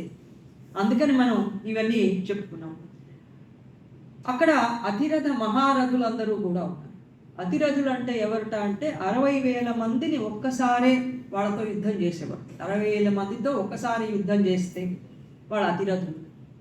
అలాగే ఇలా 1,20,000 మందితో అంటే 2 అతిరథులతో యుద్ధం చేస్తే 2 × 60 చేస్తే వాళ్ళని మహారథులు అని అంటారు. అట్లా కర్ణుడు, భీష్ముడు, భీముడు, అర్జునుడు వీళ్ళందరూ కూడా వీళ్ళలో ఉన్నారు. అర్ధరథులు కూడా ఉన్నారు, ఒకళ్ళతో యుద్ధం చేసేవాళ్ళు అర్ధరథులు ఉన్నారు. వీళ్ళందరూ అక్కడ ఉన్నారు. ఇటువంటి సమయంలో ఒక క్లైబ్యం అర్జునుడికి వచ్చింది. ఈ గీతోపదేశం చేస్తూ ఉన్నప్పుడు ఇక్కడ శ్రీకృష్ణుడు తత్వం ఒకటి 3 అంశాలు ఉన్నాయని శ్రీ అరవిందులు చెప్పారు. శ్రీ అరవిందుల ఎస్ఏ సౌంద గీతాలో మనకి ఇవి ఇలా వస్తూ ఉంటాయి. మామూలుగా మనం వ్యాఖ్యానం వింటుంటే ఎట్లా ఉంటుంది? శ్రీకృష్ణుడు పరమాత్మ, ఆయన ఆత్మ, ఇదిగో ఇట్లా చెప్పాడు, ఈ శ్లోకానికి ఇది అర్థం, ఇట్లా వరుసగా వస్తూ ఉంటాయి. కానీ శ్రీ అరవిందుల యొక్క ఎస్ఏ సౌంద గీతాలో ఆయన చెప్పేదంతా కూడా ఆయన చైతన్యానికి మనం ఏ విధంగా వెళ్ళాలి అనేటువంటి ఉపదేశం గనక శ్రీకృష్ణుని తత్వం అక్కడ ఎట్లా ఉంది, ఆయన ఎట్లా వ్యవహరించాడనేది మనకి శ్రీ అరవిందులు అక్కడ చాలా స్పష్టం చేయటం వల్ల ఉపదేశం మనకి చాలా క్లియర్గా తెలుస్తుంది. శ్రీకృష్ణుడి భగవద్గీత మహనీయత అంతా మనం తెలుసుకోవాలంటే 3 అంశాలు మనం దృష్టిలో పెట్టుకోవాలన్నారు శ్రీ అరవింద్. ఒకటి, గీతని ఉపదేశించినటువంటి వాడు అవతారమూర్తి సాక్షాత్ భగవంతుడే, శ్రీకృష్ణుడు. ఆయన భగవత నారాయణేన స్వయం అని ఆయన. ఆ ఉపదేశం అమృతాన్ని అందుకున్నటువంటి వాడు అర్జునుడు. ఆయన ఆయనకి శ్రీకృష్ణుడు ఎన్నుకున్నటువంటి ఉపకరణం. తర్వాత అర్జునుడు ఆ కాలం నాటి యుగానికి ప్రతినిధి, ఆధునిక యుగానికి ప్రతినిధి, మానవ చైతన్యానికి ప్రతినిధి, మనకి ప్రతినిధి ఆయన. అంటే మనం ఆయన ఏమేమి ప్రశ్నలు వేశాడో మనకి అవే అనిపిస్తాయి. నిజమే కదా, ఆయనకి ఎంత మంచి సాత్విక బుద్ధితో ఎంత మంచి ప్రశ్నలు వేశాడు కృష్ణుడిని. ఈ యుద్ధం ఆపటం అనేది చాలా ముఖ్యం కదా, అహింస ముఖ్యం, యుద్ధం అనేది చాలా విధ్వంసం అని మనకు కూడా అనిపిస్తూ ఉంటుంది. కానీ అజ్ఞాన చైతన్యంలో ఇది ఎంత కూడనిది అనేది తర్వాత కృష్ణుడు చెప్పేటువంటి దాంట్లో తెలుస్తుంది. కనుక అర్జునుడు ఆ కాలం నాటి యుగానికి, ఆలోచనకి, మానవ చైతన్యానికి ఆయన ప్రతినిధిగా ఉన్నాడు. ఇది రెండో అంశం. ఇక ఈ యుద్ధం ద్వారా జరిగేటువంటి అపారమైన ప్రయోజనం ఏమిటి అనేది ఒక అవతారమూర్తి అయిన కృష్ణుడికి మాత్రమే తెలుసు, అక్కడ ఎవరికీ తెలియదు. అంతా పాత్రధారులే. ఆ పాత్రధారులు అంతా కూడా భగవంతుని నుంచి వచ్చిన వాళ్ళే. ప్రతి వాళ్ళు వాళ్ళ వ్యక్తిగతమైనటువంటి ప్రయోజనాల కోసం ఈ యుద్ధం వచ్చింది అని చెప్పి వాళ్ళు అనుకుంటున్నారు. ఎందుకని తెలియట్లేదు అంటే శ్రీ అరవిందులు అన్నారు, పరమాత్మ చైతన్యం ఎంతో లోతైనటువంటి చైతన్యం. మన అజ్ఞాన చైతన్యం చాలా ఇంత ఈషజ్ఞానం, అజ్ఞానం అని. కొద్దిగా తెలిస్తే అజ్ఞానం అని అంట. కొద్దిగా తెలుసు, మనని గురించి కొద్దిగా తెలుసు, మనకి పూర్తిగా ఏం తెలియదు, మన గురించే మనకు తెలియదు. శ్రీ అరవిందుడు చెప్తే అవునుగా ఉంది అనుకున్నాము. తర్వాత ఈ మొత్తం చైతన్యం, ఈ ప్రయోజనం, యుద్ధ ప్రయోజనం అంతా కూడా ఆయన ఒక్కడికే తెలుసు. ఎందుకంటే ఆయన తన పరిపూర్ణమైన జ్ఞానం అనే తెర అడ్డం పెట్టి ఇదంతా నడుపుతున్నట్టు. ఆయన జ్ఞానం అంతా మనకు కనిపించకుండా కేవలం మనం ఎంతైతే తీసుకోగలమో అంత మాత్రమే జ్ఞానం ప్రపంచంలోకి తీసుకొచ్చి ఈ అజ్ఞానం ద్వారానే ఆయన ప్రపంచాన్నంతా నడుపుతున్నాడు కనుక ఆయనకు మాత్రమే తెలుసు అన్నారు. ఇంకొక మూడవ అంశం ఏమిటంటే, ఈ యుద్ధం జరిగినటువంటిది పెద్ద సంక్షోభం. దీనివల్ల గొప్ప వేదన కలిగింది, నైతిక సమస్య వచ్చింది, ఒక బ్లైండ్ వైలెన్స్, అంధహింస, ఏమిటో తెలియనటువంటి హింస. అంధహింస అంటే ఏంటి, హింస ఎందుకు జరుగుతోందో ఏమిటో ఏమీ పూర్తిగా తెలియనటువంటి ఒక అయోమయ స్థితి, ఇదంతా కూడా అర్జునుడిలో వచ్చింది. ఇవన్నీ ఆయన్ని షాక్కి గురి చేశాయి. ఇది వరకు ఈ అంశాలన్నీ తెలియవా అర్జునుడికి? తెలియవా? ఇదివరకు యుద్ధాలు చేయలేదా? ఓ బోరడని యుద్ధాలు చేశాడు, ఒకటా రెండా, ఎన్ని రాజ్యాలు సంపాదించాడు. అప్పుడు యుద్ధంలో అప్పుడు చేసినప్పుడు ఈ సత్యాలన్నీ ఆయన కంటపడల. ఏ సత్యాలు అర్జునుడిని విభ్రమానికి గురి చేశాయో శ్రీ అరవిందులు చెప్తున్నారు. ఆయన ముందు ఏం ప్రశ్న వచ్చిందంటే మన ప్రశ్నలే ఆయనకు కూడా వచ్చాయి. మనం ఏమేమి అడుగుతామో భగవంతుడిని అవే ప్రశ్నలు అర్జునుడు కూడా అడిగాడు. ప్రపంచంలో భగవంతుడు ఉన్నాడంటే అర్థం ఏమిటి అని ఆయనకు ఒక ప్రశ్న వచ్చింది. భగవంతుడు ఉంటే ఇంత మహాఘోర కర్మ తీసుకొస్తాడా? మనం కూడా అదే అనుకుంటాం. ఇరాన్ వారు, ఇరాక్ వారు, ఇంకో గాజాలో వారు, ఏంటి ఇవన్నీ? భగవంతుడు ఉంటే వెంటనే ఆపద్దా? ఎంతమంది చనిపోతున్నారు అమాయకులైన వాళ్ళు, ఏమిటిదంతా అనే ఒక దిగ్భ్రమ, ఒక వైరాగ్యం కూడా మనకి కలుగుతూ ఉంటుంది. అర్జునుడు కూడా అట్లాగే కలిగింది. మానవ జీవితానికి, మానవ గమనానికి లక్ష్యం ఏమిటి? మనం ఎటుపోతున్నామో మనం ఒక నిమిషం ఆలోచిస్తే కొంచెం భయమే వేస్తుంది. ఆలోచించకుండా ఉంటే ధైర్యంగా ఉంటుంది. ఏదో పొద్దున్న లేస్తూ ఉంటాం, మన పనులు మనం చేసుకుంటాం, తోచిన పుణ్యకార్యాలు చేస్తాం, ప్రశాంతంగా ఉంటాం. కానీ మనం ఎక్కడైనా కూర్చుని ఏమిటి, నేను ఎక్కడికి పోతున్నాను, నెక్స్ట్ జన్మ ఏమిటి, జన్మ ఉందా లేదా, ఇలాంటివన్నీ ఆలోచిస్తే మాత్రం మనకి చాలా భయాందోళనకి గురి అవుతుంది మన అస్తిత్వం, మన బీయింగ్ అంతా కూడా. అర్జునుడికి కూడా ఇలాగే అనిపించింది. ఏమిటి మానవ జాతి గమ్యం ఏమిటి, ఎక్కడ పోతున్నాయి అని. ఈ సంక్షోభం గనక లేకపోతే అర్జునుడిలో ఈ ప్రశ్నలు అసలు వచ్చేవే కావు. ఇంతకుముందు యుద్ధాలు చేశాడు. యుద్ధాలు చేసినప్పుడు అప్పుడు ఎందుకు తెలియలే, ఇప్పుడే ఎందుకు తెలుస్తోంది? దానికి శ్రీ అరవిందులు కూడా సమాధానం చెప్పారు. ఎస్ఏసాంద గీతాలు శ్రీ అరవిందులు ఆయన అసలు మనని ఆయన వదిలిపెట్టరు. ఏదైనా వచ్చింది అంటే మనకంటే ఎక్కువగా ఆయన ప్రశ్నలు వేసి సమాధానాలు తీసుకొస్తారు. ఇక్కడ ఆయన ఆపి శ్రీ అరవిందులు ఏం చేశారంటే తర్వాత చెప్తారు ఏమిటి సత్యాలన్నీ అని. తర్వాత శ్రీకృష్ణుని యొక్క తత్వాన్ని మనం ఎట్లా తెలుసుకోవాలి అనేది శ్రీ అరవిందులు మనకి చెప్పారు. అదేంటంటే కృష్ణుడు అవతారమూర్తి. అవతారం అనేటువంటి దాంట్లో ఉండేటువంటి రహస్యం ఏమిటంటే భగవంతుడు అవతారంగా కిందికి దిగొచ్చినప్పుడు నేను పరమాత్మ చైతన్యాన్ని, పరిపూర్ణ చైతన్యాన్ని అనేటువంటి స్పృహ ఆయనకు తెలుస్తుంది. తెలుస్తూ కూడా పాక్షికంగా మానవ రూపంలో ఉన్నప్పుడు మానవుడిగానే వ్యవహరిస్తూ ఉంటాడు. చూసే వాళ్ళకి మానవుడిగా కనపడతాడు, కానీ ఆయనలో మాత్రం నేను పరిపూర్ణమైన శాశ్వతమైన చైతన్యాన్నే అనేటువంటిది అవతారానికి ఎరుక ఉంటుంది. అందుకే కృష్ణుడి సంగతి చెప్పినప్పుడల్లా గోకులంలో ఆయన చేసినటువంటి పనులన్నీ మానవ రూపంలో చేసినప్పటికీ ఆయనకు తెలుసు నేను పరమాత్మ చైతన్యాన్ని అని తెలుసు. కానీ చుట్టూ ఉన్న గోపకులకి మాత్రం వాళ్ళకి తెలియదు. కృష్ణుడు అల్లరి చేస్తున్నాడు, కట్టేద్దామా, కొట్టేద్దామా, మందలిద్దామా, ఈ దృష్టితో వాళ్ళంతా కూడా ఉన్నారు. శ్రీకృష్ణుడు కూడా మనలాగే పరిమితమైనటువంటి చైతన్యంలో ఆయన వ్యవహరిస్తూ ఉంటాడు. ఎందుకు అట్లా ఉంటాడో శ్రీ అరవిందులు కూడా మనకి చాలా చోట్ల చెప్పారు. అదేంటంటే మనకి దగ్గరగా రావాలంటే మనకు మళ్ళీ ఉంటారు. మనం ఫ్రెండ్స్ దగ్గరికి ఎందుకు పోతాం? మన అమ్మా నాన్న దగ్గరికి, మనకంటే పెద్దవాళ్ళ దగ్గరికి పోయి మనలో ఉన్న ఫీలింగ్స్ అన్నీ వాళ్ళకి ఏం చెప్పాం. మనం ఎందుకు చెప్పామంటే మన ఫ్రెండ్స్ మన స్థాయి వాడు, మన చైతన్యంతో ఉన్నవాడు.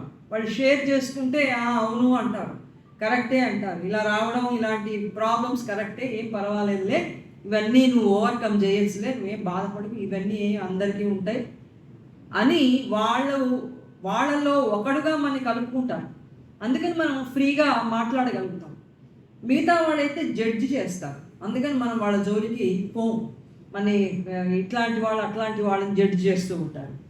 శ్రీకృష్ణుడు అట్లా మన పరిమితమైనటువంటి చైతన్యంతో మనకి దగ్గరగా రావటానికి ఆయన అవతారంగా వస్తూ ఉంటాడు అని అంటాం. ఉపనిషత్తులకి శ్రీ అరవిందుడు వ్యాఖ్యానం రాశారు. ఆ వ్యాఖ్యానం రాసినప్పుడు ఆయన శ్రీకృష్ణుని గురించిన కొన్ని వివరాలు, ఆసక్తికరమైన వివరాలు ఆయన అందులో చెప్పారు. ద్వాపర యుగం చివర వచ్చేస్తాం, ఇక రాబోయేది కలియుగమే.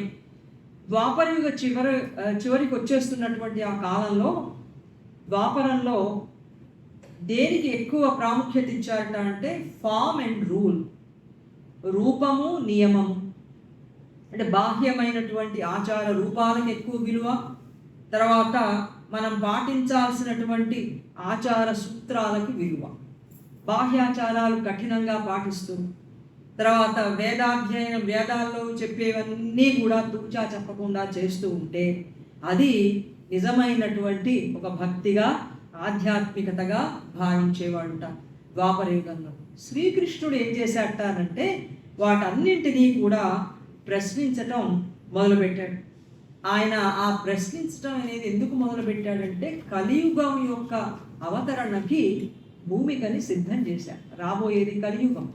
కలియుగంలో ఏమేమి ఉండాలో వాటన్నిటికీ కూడా ఒక నేపథ్యాన్ని ఆయన ద్వాపరంలో తీసుకొచ్చాడు. ప్రతిదాన్ని ప్రశ్నించటం అనేది సాధారణంగా ఏమవుతుందంటే నైతిక వ్యవస్థలు, సాంప్రదాయమైనటువంటి ఆచార వ్యవస్థలు ఇవి చాలా స్థిరంగా, కఠినంగా ఉంటూ ఉంటాయి సమాజంలో.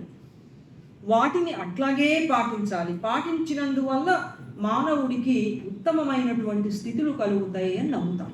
ప్రతి యుగంలో అది వస్తుంది. కొంతకాలం అది జరిగిన తర్వాత ఏమవుతుందంటే కరుడు గట్టిపోతుంది.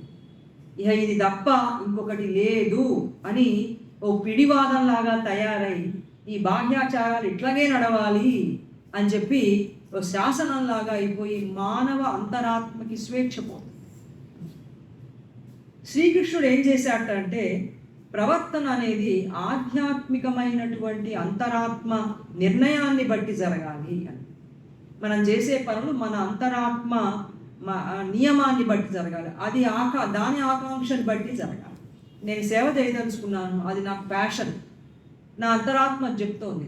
కానీ నా ఇంట్లో వాళ్ళు, నా చుట్టూ ఉన్నవాళ్ళు ఏమంటున్నారంటే, వద్దు వద్దు, నువ్వు బాగా చదువుకుని ఐటీ అయిపోయి చక్కగా అందులో ఉండు, నీ జీవితానికి భద్రత ఉంది, అందరికీ సేవ చేస్తానంటే డబ్బులు ఎవడిస్తాడు, ఇట్లా కాదు సుమా, నువ్వు సేవ గీవా అని మాట్లాడకు, నువ్వు ఈ దారిని పో అని బలవంతంగా మన అంతరాత్మ స్వేచ్ఛని పూర్తిగా అణిచి ఒక సాంప్రదాయమైనటువంటి మార్గంలో బొమ్మని చెప్తాడు. శ్రీకృష్ణుడు దీన్ని నిరాకరించాడు. ఒకళ్ళకి చాలా జ్ఞానం సంపాదించాలని ఉంటుంది లోపల, కానీ నువ్వు జ్ఞానం సంపాదించడానికి వీల్లేదు, నువ్వు ఈ పని చేయాలి, వెళ్ళి వ్యవసాయం చేసుకో అని బలవంత పెడితే అక్కడ ఆత్మ స్వేచ్ఛ లేదు. అందుకని శ్రీకృష్ణుడు ఏం చేశాడట అంటే, మానవుడు ఎంచుకునేటువంటి కర్మలన్నీ కూడా లోపల అంతరాత్మ ఏది నిర్ణయం చేసుకుంటుందో దాన్ని బట్టి ఉండాలి అని ద్వాపరంలో ఆయన చెప్పి, అప్పటికి స్థిరంగా పేరుకుపోయినటువంటి నైతిక వ్యవస్థలు, ఇవన్నీ సాంప్రదాయ వ్యవస్థలు, వీటన్నిటినీ కూడా ఈ మార్గదర్శకత్వం వీల్లేదు అని ఖండించాడు. అందుకే శ్రీకృష్ణుడు జీవిత చరిత్ర చూడండి, నైతికతకి పూర్తిగా విరుద్ధంగా ఉంటుంది. ఆయన చేసిన పనులు జారుడు చోరుడుగా కూడా కనబడుతుంది మనకి. అదే మనం సమాజంలో అట్లాంటి పనులు మనం చేయం. కృష్ణుడు చేసినటువంటి పనులు ఆయన అట్లా ఎందుకు చేశాడు అంటే, అంతరాత్మలో ఉండేటువంటి దాన్ని బట్టి మన బాహ్యమైనటువంటి ప్రవర్తన ఉండాలి తప్ప, బాహ్య ప్రవర్తనని బట్టి అంతరాత్మను నిర్ణయించడం అనేది సరి అయినటువంటి పని కాదు అని, నైతికాన్ని బట్టి అంతరాత్మని నిర్ణయించడం అనేది ద్వాపరంలో ఉండేది. కాబట్టి నైతికమైనటువంటి వాటన్నింటినీ కూడా ఆయన ఖండించి ఇవన్నీ ఇట్లా కాదు అని కొత్త జీవిత విధానాన్ని ప్రారంభం చేసినప్పుడు అందరూ కూడా సాంప్రదాయవాదులు, ఆనాటి సాంప్రదాయవాదులంతా కూడా కృష్ణుడిని దూషించి ప్రాచీన వ్యవస్థనంతా కూడా నాశనం చేసేస్తున్నాడు, సాంప్రదాయాన్ని భ్రష్టు పట్టిస్తున్నాడు, విషయలోలత్వాన్ని ప్రేరేపింపజేస్తున్నాడు ఈయన అని చెప్పి ఆయనని దూషించిన వాళ్ళు చాలామంది ఉన్నారు. ఇలాగే జరుగుతుంది. అలాగా ఇప్పుడు కలియుగానికి ఆయన ఒక భూమికని నిర్మాణం చేశాడని చెప్పుకున్నాం. ద్వాపరంలో జరిగేటువంటి అన్నింటినీ ప్రశ్నించి, ఇప్పుడు కలియుగంలో ఏం జరగాలిట అంటే శ్రీ అరవిందులు చెప్తున్నారు. ఆయన ఉపనిషత్స్లో రాశారు, it is the work of Kaliyuga to destroy everything by questioning everything in order to establish, after a struggle between the forces of purity and impurity, a new harmony of life and knowledge in another Satyayuga అని చెప్పి రాశారు. కలియుగం తర్వాత రాబోయేటువంటి మరొక సత్యయుగం ఉన్నది. ఆ సత్యయుగంలో ఈ కలియుగంలో ప్రశ్నించడం అనేది దీని ధర్మం. ప్రతిదాన్ని ప్రశ్నిస్తారు, మంచిని చెడుని కూడా ప్రశ్నిస్తారు. ఈ ప్రశ్నించటం అనేది కలియుగం యొక్క ధర్మం, ప్రశ్నించాల్సిందే. ఈ స్థితి కలియుగంలోకి తీసుకొచ్చాడు. ప్రతి విషయాన్ని ప్రశ్నించటం వల్ల ఏం జరుగుతుందంటే, ప్రతి విషయాన్ని నాశనం చేసి పవిత్రం అపవిత్రం అనేటువంటి శక్తుల మధ్య ఒక సంఘర్షణ జరిగిన తర్వాత జీవితానికి చెందినటువంటి కొత్త సామరస్యత, కొత్త జీవితం, కొత్త సత్యయుగం వస్తాయి. అందుకని పాత కట్టడాలు కూల్చందే కొత్త కట్టడాలు నిర్మాణం కావు అన్నాడు శ్రీ అరవింద్. పాత కట్టడాలు అవి మంచివే, మనం అనుకుంటాం మంచి ధర్మాలే కదా, మంచి ధర్మాలని కూల్చడం ఎందుకు అంటే, ఈ మంచి ధర్మం కంటే ఇంకా పరిపూర్ణమైన మంచి ధర్మం తర్వాత యుగంలో రావాలి. ఇది పరిణామం, ఇది ఇవల్యూషన్. ఆ మంచి ధర్మం కంటే ఆ తర్వాత పై యుగంలో రావలసిన ధర్మం పరిపూర్ణ మంచి ధర్మం. ఇలాంటి పరిపూర్ణ మంచి ధర్మాలు అనేకం దాటిన తర్వాత అసలైన మారని పరిపూర్ణ ధర్మం ఒకటి అప్పుడు మనం చేరుకుంటాం. అందుకని ప్రతి యుగంలో ఉన్నటువంటి మంచి పోవలసిందే. కొత్త మంచికి ఇది దారి ఇవ్వాలి. పాత నీరు పోయి కొత్త నీరు రావాలంటాం కదా, అది మనకి నచ్చుతుంది కానీ కొంచెం ఇది కష్టంగా ఉంటుంది, ఇది కొంచెం మన చైతన్యానికి బాధాకరంగా ఉంటుంది. అందుకని శ్రీకృష్ణుడు కలియుగంలో ప్రశ్నించటం, ప్రతి దాన్ని కూడా ప్రశ్నించటం, ఆ ప్రశ్నించడం ద్వారా ఇక్కడ ఉన్న వ్యవస్థలన్నిటినీ నాశనం చేయటం, తర్వాత ఒక స్ట్రగుల్ క్రియేట్ అవ్వటం ప్యూరిటీ ఇంప్యూరిటీకి మధ్యన, తద్వారా అసలైనటువంటి మరొక కొత్త సత్యం వస్తుంది. రెండు కొట్టుకుంటే కదా కొత్తది వచ్చేది. ఇలా ఉపనిషత్తులో శ్రీకృష్ణుడి గురించి శ్రీ అరవిందులు రాశారు. భగవద్గీతలో శ్రీకృష్ణుడు నిర్వహించినటువంటి 3 రకాలైనటువంటి స్థాయిలు ఉన్నాయి అన్నారు ఆయన. ఒకటి, ఆయన ఇంటర్నల్ డివైన్గా పనిచేశాడు, అంతర్వర్తి. రెండవది, ఆయన సీక్రెట్ సెంటర్ అండ్ సీక్రెట్ గైడ్గా పనిచేశాడు, రహస్యవర్తి. 3 సింబల్గా పనిచేశాడు, అది ప్రతీక. ఈ 3 రకాలుగా పనిచేశాడు. ఇంటర్నల్ డివైన్ ప్రతి వాళ్ళలో కూడా ఉన్నాడు. మనం అణోరణీయాన్ మహతో మహీయాన్, అణువులో అణువుగా, మహత్తులో మహత్తుగా ప్రతి వాళ్ళలో కూడా ఒక అంతర్వర్తిగా ఉంటూ కావలసినటువంటి మార్గదర్శకత్వాన్ని అంతటినీ కూడా ఇస్తున్నాడు ఆయన రూపం ధరించి. ఆయన ఏం చెప్పాడంటే భగవద్గీతలో, అవజానంతి మా మూఢాం మానుషీం తనుమాశ్రితం పరంభావమజానంతో మమభూత మహేశ్వరం. నేను శరీరం ధరించి ఉండడం చేత అవివేకులైనటువంటి వాళ్ళందరూ కూడా నన్ను ఏమనుకుంటున్నారంటే చాలా మామూలు వాడు అనుకుంటున్నారు. నిజానికి నేను భూత మహేశ్వరుణ్ణి, ఉత్కృష్ణుణ్ణి అయినప్పటికీ కూడా శరీరంలో ఉన్న కారణంగా మనకి మళ్ళీ ఆయన శరీరంలో ఉన్నాడు కాబట్టి ఆయనని గుర్తించటం లేదు అని చెప్పి ఆయన అన్నారు. అలాగే చాలామంది ఉపవాస దీక్షలతో, కఠినమైన తపశ్చర్యలతో లోపల ఉన్నటువంటి ఈ అంతర్వర్తిని బాధ పెడుతున్నారు అని కూడా అన్నాడు. అటువంటి వాళ్ళు రాక్షసులని తెలుసుకో అర్జున, కర్మయంత శరీరస్థం అని చెప్పి, కర్మయంత శరీరస్థం భూతగ్రామమచేతస అని, మాం చైవాంత శరీరస్థం తాన్ విద్యాసుర నిశ్చయ. నా శరీరంలో ఉండేటువంటి నన్ను కఠినమైనటువంటి ఉపవాస దీక్షలు, తపశ్చర్యలు, ఇంకా ఏవేవో రావణాసురుడు, హిరణ్యాక్షుడు, లీలా తపస్సులు, వాళ్ళు ఏం చేశారు? చిక్కి శల్యమైపోయినా సరే వాళ్ళు వదిలిపెట్టరు. లోపల ఉన్నటువంటి ఆ ఇంటర్నల్ డివైన్ని, అంతర్వర్తిని బాధ పెడుతూనే ఉన్నారు. అట్లా ఆయన అంతర్వర్తిగా ఉండి మానవుడికి దివ్య జ్ఞానాన్ని, ప్రకాశాన్ని, తర్వాత మార్గదర్శకత్వాన్ని ఇస్తూ ఉంటాడు అవసరమైనప్పుడల్లా. అట్లా పనిచేశాడు అర్జునుడికి ఆయన అన్నారు. రెండవది, రహస్యవర్తిగా ఉన్నాడు. ఈ యుద్ధం ఉంది, యుద్ధమే మనకు అన్నిటికీ ఉదాహరణ. అందుకని భగవద్గీతలో వచ్చినటువంటి ఈ యుద్ధం వెనక ఒక రహస్య కేంద్రంగా, సీక్రెట్ సెంటర్గా, రహస్య మార్గదర్శిగా ఈ మానవ కృష్ణుడు పనిచేయటం అనేది ఇది రహస్యం. ఎందుకు రహస్యం అంటే, శ్రీకృష్ణుడు ఈ యుద్ధాన్ని ఎందుకు తీసుకొచ్చాడో, యుద్ధం ద్వారా ఏం సాధించాలన్న లక్ష్యమో ఆయనకొక్కడికే తెలుసు, మిగతా వాళ్ళకి ఎవరికి తెలియదు. తెలియకపోయినా కూడా అనేక మంది ఈ యుద్ధంలో పాల్గొనడానికి వచ్చారు. ఆ కాలంలో సర్వ ప్రపంచం కురుక్షేత్ర యుద్ధంలో పాల్గొంది. మొత్తం ప్రపంచం అంతా, అన్ని జాతులు వచ్చి ఆ యుద్ధంలో పాల్గొన్నాయట. అందులో కొంతమంది ఎట్లాంటి వాళ్ళంటే, కృష్ణుడికి సహకారులుగా ఉండి సహాయం చేయడానికి వచ్చిన వాళ్ళు. యుద్ధంలో వాళ్ళకి ఏం లాభం రాకపోయినా సరే, ఈ యుద్ధం ఏదో జరుగుతోంది, మంచి యుద్ధం ఇది, మనం మంచి వైపు ఉండాలి అని కొంతమంది కృష్ణుడి వైపు యుద్ధం చేసిన వాళ్ళు ఉన్నారు, పాండవుల వైపు.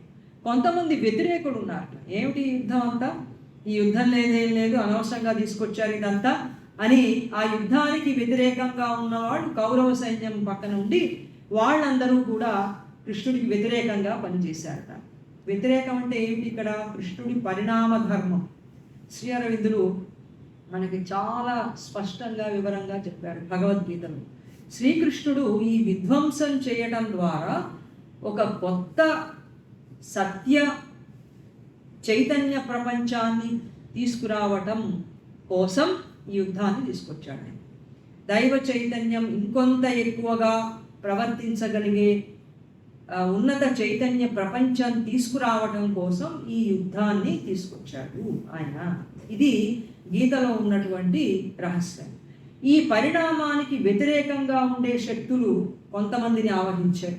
అన్ని శక్తులే ఫోర్సెసే మనకు తెలుసు. విశ్వంలో అన్ని ఫోర్సెస్ మానవులను ఆవహించి సత్యానికి వ్యతిరేకంగా కొన్ని, సత్యానికి అనుకూలంగా కొన్ని పనిచేస్తూ ఉంటాయి. అట్లా ఈ కురుక్షేత్ర యుద్ధంలో పాల్గొనే వాళ్ళలో ఈ యుద్ధానికి వ్యతిరేకంగా ఉన్న వాళ్ళు కొంతమంది ఉన్నారు. వాళ్ళకి శ్రీకృష్ణుడు కూడా వ్యతిరేకే. వాళ్ళ వ్యూహాలు అన్నిటినీ ఆయన భగ్నం చేసి వాళ్ళ ప్రణాళిక కుదరకుండా చేశారు. వాళ్ళలో కొంతమంది శ్రీకృష్ణుడిని నిందిస్తూ ఉండేవాడు. అక్కడ ఉండి దుష్టత్వాన్ని ప్రేరేపించాడని, ప్రాచీనమైన వ్యవస్థలు కూల్చాడని, విషయలోలత్వాన్ని ఆయన తీసుకొస్తున్నాడని, ఆచారాలన్నీ ధ్వంసం చేస్తున్నాడని ఈ కాలంలో కూడా మనం వింటున్నాం. మళ్ళీ మనుస్మృతి వస్తే ఎంత బాగుంటుంది అనే వాళ్ళ సంఖ్య చాలా పెరిగింది ఈ కాలం. మనువు కాలం వస్తే చాలా బాగుంటుంది అని. కానీ ముందుకు పోవాలి కానీ ప్రవాహం, వెనక ప్రవాహం అది మళ్ళీ రావాలనుకోవటం అది భ్రమ, అది వచ్చేది కాదు. అంచేత ఇంకొంతమంది ఈ యుద్ధానికి రాబోయేటువంటి ఫలితానికి ప్రతినిధులుగా కూడా వాళ్ళు ఉంటారు. ఇట్లా అనేక మంది పనిచేస్తూ ఉంటే శ్రీకృష్ణుడు రహస్యవర్తిగా పనిచేస్తున్నాడు. కానీ ఆయన పని ఎట్లా ఉందంటే మానవుడి అహంకారం ద్వారానే పనిచేస్తున్నాడు. మనకి మహాభారత యుద్ధం చూస్తే ఏమనిపిస్తుంది? కౌరవులు పాండవులు వాళ్ళ మధ్య జరిగినటువంటి ఘర్షణ, కౌరవుల యొక్క దురాగతాలు, పాండవుల యొక్క ఉత్తమమైన ధర్మాలు, వీటి మధ్య క్లాష్ లాగా మనకు. అంతేకాని పరమాత్మ పరిణామంలో ఉన్నతమైనటువంటి ప్రపంచం వైపుగా యుద్ధాన్ని తీసుకొచ్చాడని ఏం తెలుస్తుంది? ఏం తెలియదు. ఎందుకని? ఆయన మన అహం ద్వారానే నడుపుతున్నాడు. అజ్ఞాన చైతన్యం ద్వారా, అజ్ఞాన భాష ద్వారానే నడుపుతున్నాడు. మనకి పాండవోద్యోగ పర్వంలో దుర్యోధనుడు అర్జునుడు కృష్ణుడి సహాయాన్ని అర్థించడానికి వచ్చినప్పుడు మనకి కృష్ణుడు చెప్పాడు, నాకు 10,000 మంది సైన్యం ఉంది, అదొకటి. తర్వాత నేను ఒక్కడిని ఒకవైపు, నేను మాత్రం యుద్ధం చేయను, ఊరకే ఒక పట్ల సాయము చేయువాడా, పెలుచన్నన్ పిదప ఎగ్గులాడినన్ దోయిని ఒగ్గుదున్ అని. ఆ తర్వాత నన్ను ఏమైనా అంటే మాత్రం నేనేమి చేయను, నమస్కారం పెడతా అంతే. నేను మాత్రం యుద్ధం చేయను, ఏదో బుద్ధికి దోచిన సహాయం మాత్రం చేస్తా, ఎవరు ఏది కావాలో ఎన్నుకోండి అన్నాడు. అర్జునుడికి ముందు చాయిస్ ఇచ్చాడు, ఆయన కృష్ణుడిని ఎన్నుకున్నాడు. ఇప్పుడు ఈ జరిగినటువంటిదంతా కూడా ఒక అజ్ఞానమైనటువంటి అహం ద్వారానే జరిగింది, అంతే కదా.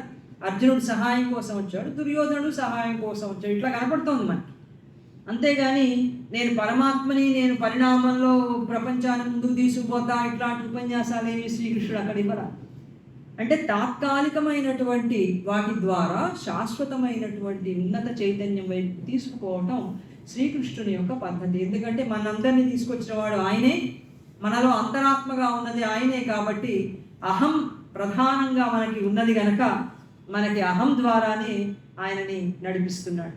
అందుకే విశ్వరూప సందర్శనంలో కూడా అర్జునుడు కృష్ణుడితో అంటాడు, విశ్వరూపం చూసిన తర్వాత, నువ్వు పరమాత్మని తెలుసుకోలేకపోయాను, నేను హే కృష్ణ, హే యాదవ, హే సఖేతి, ఓ కృష్ణ, ఓ యాదవ, సఖుడా అని పిలిచాను ప్రణయంతో, ప్రేమతో. అంతేగాని నువ్వు పరమాత్మవని, ఇంతటి చైతన్యవంతుడు అని నేను తెలుసుకోలేకపోయాను కృష్ణ అని చెప్పి ఇంకా చాలా చెప్తాడండి. ఎందుకని తెలుసుకోలేదు అంటే ఆయన అంతే, ఆ క్షణం వచ్చేదాకా తన చైతన్యాన్నంతటినీ కూడా కనిపింపచేయడం జరగదు. అది కూడా తెలుసుకునే వాడికి మాత్రమే కనిపింపజేస్తాడు. ఆయన ఎన్నుకున్నటువంటి ఉపకరణం అర్జునుడికి కూడా యుద్ధంలోకి వచ్చాక కూడా ఆయన పరమాత్మను తెలియదే, మామూలుగా ఉన్నాడు, సారథ్యం వహిస్తున్నాడు, అటుపో ఇటుపో అంటే పోతున్నాడు, వస్తున్నాడు, బాణాలు తగులుతున్నాయి, దెబ్బలు తగులుతున్నాయి, నానా రకాలుగా ఉంది. ఒక్కోసారి మోకాలతో పొడుస్తున్నాడు, ఆయన్ని ముందుకు పోతున్నాడు, నానా రకాలుగా. సారథి ఎట్లా ఉంటాడో అట్లాగే ఉన్నాడు. అంతేగాని నేను పరమాత్మని అని కనిపింప చేయటం జరగల. అది ఎప్పుడు జరుగుతుంది అని అంటే మొత్తం ఇదంతా పెద్ద సంక్షోభం అంతా తోసుకొచ్చేదాకా యుద్ధంగా ఆయన తను చాలా మామూలుగా పాండవులకి బావగా, దుర్యోధనుడికి బావగా అట్లాగే ఆయన ప్రవర్తన చేశాడు. ఇది రహస్యవర్తి. ఈ యుద్ధం వెనకాల ప్రయోజనం ఇది. ఆయన కోరుకున్నటువంటి ఫలితం అత్యున్నతమైనటువంటి చైతన్యం వైపుగా వెళ్ళాలంటే పాతదాన్ని ధ్వంసం చేయాల్సిందే, తప్పదు. ఇది అడ్డం వచ్చేస్తుంది కాబట్టి. ఇది తర్వాత ఆయన ఒక ప్రతీకగా కూడా ఉన్నాడు. ఆయన దివ్యమైనటువంటి వ్యవహారాలన్నీ కూడా మానవుల యొక్క ఇందాక అనుకున్నట్టుగా అహంకారం ద్వారానే చేస్తూ ఉంటాడు. మనకి తెలియకపోయినా ఆయనని మనం ఆరాధిస్తూ ఉంటాం. మనకున్నటువంటి ఒకే ఒక ఆయుధం మనసుకి హేతు, రీజన్. ఏదైనా తెలుసుకోవాలంటే మనకున్నటువంటి ఒకే ఒక శక్తి రీజన్ లేకపోతే లాజిక్. ఈ రెండే ఉన్నాయి. వీటిని ఉపయోగించి మనసు ఆలోచించి విషయాలు తెలుసుకోవాలని చూస్తుంది. అలాగా భగవంతుని గురించి తెలుసుకోవాలని, ఈ ప్రపంచం యొక్క గమ్యం ఏమిటో తెలుసుకోవాలని, మనం ఎక్కడ పోతున్నామో తెలుసుకోవాలని మన హేతువు ఎంతో ప్రయత్నం చేస్తుంది. కానీ ఇది చూడగలిగిన దూరం చాలా కొంచెమే. దీని వెలుగు ఎంత అంటే మన మొబైల్లో టార్చ్ ఉంటుంది అంతే, అంతకు మించి లేదు. మనం ఇంత వేస్తే ఎంత దూరం పోతుంది ఆ వెలుగు? ఏదో అంత దూరం పోతుంది. ఆ తర్వాత అవతల చీకట్లో ఏముందో మనం ఏమీ చూడలేం. అందుకని మన రీజన్ కూడా చాలా మసక వెలుగు. ఈ రీజన్ ఉపయోగించి మన భవిష్యత్తు ఏమిటి, మానవుడు ఎటుపోతున్నాడు, ఎటు వస్తున్నాడు, ఏమవుతాడు, ఇలాంటి ప్రశ్నలన్నింటికీ కూడా రీజన్ అనేది ఉపయోగిస్తే దానికి తెలియదు. ఇందులో శ్రీకృష్ణుడిదేమో దివ్య దర్శనం గనక ఆయన రథసారథిగా ఉన్న యుద్ధం యొక్క ప్రయోజనం అంతా కూడా ఆయనకి తెలుస్తుంది. మనకి నరనారాయణుడు అనే భావన ఒకటి ఉంది. నరుడు, నారాయణుడు. నారాయణుడు దివ్య అంతరాత్మ, నరుడు మానవ అంతరాత్మ. వీళ్ళిద్దరూ ప్రతి యుగంలోనూ కలిసి ప్రయాణం చేస్తూ ఉంటారు. మానవ అంతరాత్మని దివ్య అంతరాత్మ ఉన్నతమైన చైతన్యానికి తీసుకెళ్లాలని ప్రయత్నం చేస్తుంది. మానవ అంతరాత్మ కూడా ఆ దైవాంతరాత్మను చేరుకోవాలని ప్రయత్నం చేస్తూ ఉంటుంది. ఈ సాధన, ఈ అన్వేషణ ప్రతి యుగంలో జరుగుతూనే ఉంటాయి. ఇప్పుడు ఈ యుగంలో, ఈ కురుక్షేత్ర యుద్ధంలో శ్రీకృష్ణుడు, అర్జునుడు వీళ్ళిద్దరూ కూడా నరుడు, నారాయణుడు. అయితే వీళ్ళిద్దరూ వెనక యుగాలలో ఉన్న కథలు చెప్పినట్లుగా వాళ్ళు ప్రశాంతమైన ఆశ్రమంలో ఉన్న తపస్సు చేసే ఋషులుగా లేరు. వాళ్ళు ఎలా ఉన్నారంటే సంకులమైన రణరంగంలో శరపరంపరలన్నీ దూసుకొస్తూ ఉంటే ఒక మహాసంక్షోభమైనటువంటి యుద్ధంలో వాళ్ళిద్దరూ పాల్గొంటున్నటువంటి వాళ్ళుగా ఉన్నారు. ఈయన కర్మవీరుడుగా ఉన్నాడు అర్జునుడు, కృష్ణుడు రథసారథిగా ఉన్నాడు. ఇటువంటి ఒక వాస్తవికమైనటువంటి స్థితిలో ఈ ఉపదేశం అనేది జరిగింది. అర్జునుడు కర్మవీరుడు, జ్ఞాని కాదు, ఋషి కాదు, ఆయన మేధావి కూడా కాదు, ఆయన కర్మవీరుడు అంతే. ఆయన క్షత్రియుడిగా పుట్టాడు గనక క్షత్రియ వీర ధర్మాన్ని అనుసరించేవాడు ఇప్పటిదాకా ఆయన అటువంటి స్థితిలో ఉన్నాడు. ఒక్కసారి యుద్ధాన్ని చూడంగా ఆయనలో కలిగింది జ్ఞానాన్వేషణ కలగల. ప్రపంచం ఏమిటి, ఎటుపోతోంది, ఇదంతా కలగల. ఏం కలిగింది, ఏమిటి ఇదంతా, మారణ హోమం, భగవంతుడు ఎందుకు ఇదంతా కూడా తీసుకొచ్చాడు అనేటువంటి ఒక విభ్రమం ఆయనలో కలిగింది. ఎందుకు కలిగింది అంటే ఆయన అత్యున్నతమైనటువంటి సాత్విక స్థితిలో ఉన్నాడు.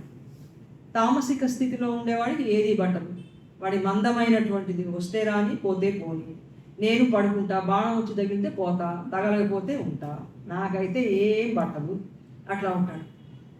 రాజసికమైనటువంటి మానవుడు వాడికి కర్మ చేయాలి, ఏదో ఒక పని చేయాలి, ఒక ప్రయోజనం, భౌతికమైన ప్రయోజనం కావాలి, నాకు రాజ్యం కావాలి, నాకు ఇంకొకటి కావాలి, ఇలా ఒక భౌతిక లక్ష్యం పెట్టుకుని ఎప్పుడూ పనిలో నిమగ్నమై ఉండేవాడు రాజసికుడు. సాత్వికుడు ఎట్లా ఉంటాడంటే కర్మ చేస్తూ కూడా నా భావోద్రేకాలు నాకెంత ముఖ్యమో, నా సంతోషం నాకెంత ముఖ్యమో, నా గౌరవం నాకెంత ముఖ్యమో, ఇతరుల గౌరవం, ఇతరుల సంతోషం, సంఘం, నీతి, ఇవన్నీ కూడా నాకు ముఖ్యమే. ఇవన్నీ కూడా చక్కగా సంతోషంగా ఉంటేనే నాకు చాలా హాయిగా శాంతిగా ఉంటుంది అని ఇట్లాంటి దృష్టితో ఉన్నవాడు సాత్విక్.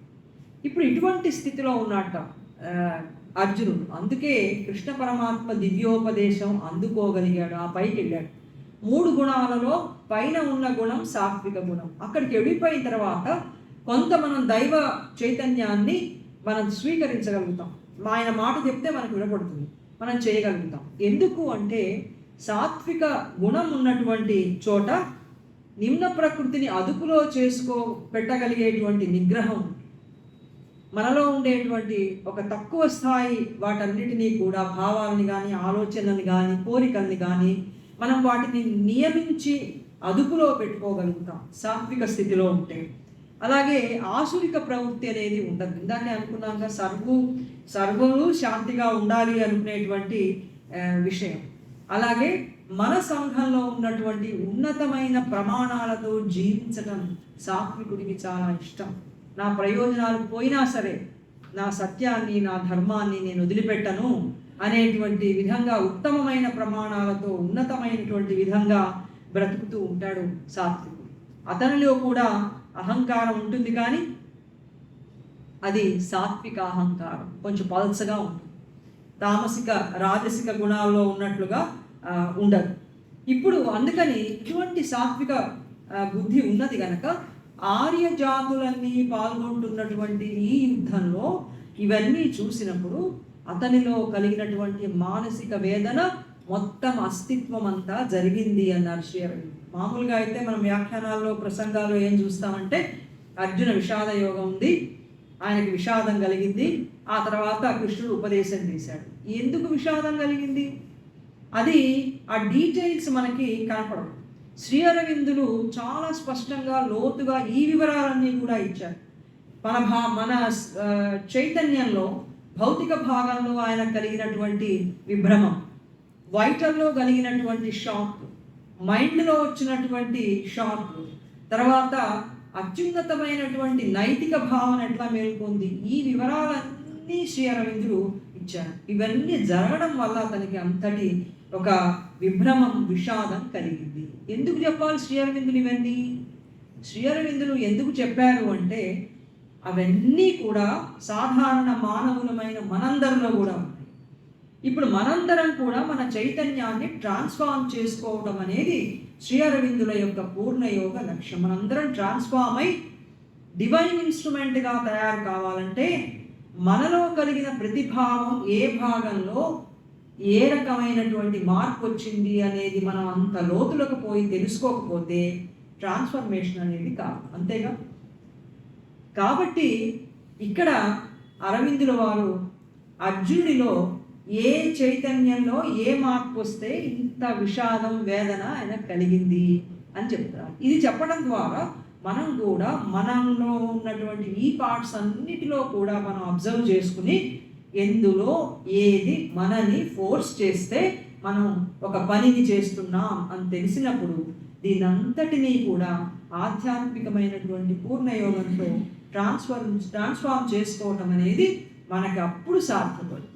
కాబట్టి పూర్ణయోగ సాధకులకి ఈ వివరాలన్నీ కావాలి. లేదు మాకు మొత్తం ఒకటిగా తెలిస్తే చాలు అన్నప్పుడు ఈ వివరాలతోటి పని లేదు. కానీ మనం ఈ వివరాలన్నీ మనందరికీ కావాలి, ఎందుకంటే మనం ట్రాన్స్ఫార్మ్ అవుదాం అనుకుంటున్నాం కనుక. ఇప్పుడు ఇందులో ఆయనకి ఏం జరిగింది? ముందుగా ఇంద్రియాలన్నీ కూడా చాలా కల్లోలానికి గురి అయిపోయినాయి. అవి ఏం ఎట్లా గురి అయినాయి అని అంటే శ్రీ అరవిందులు చెప్పారు.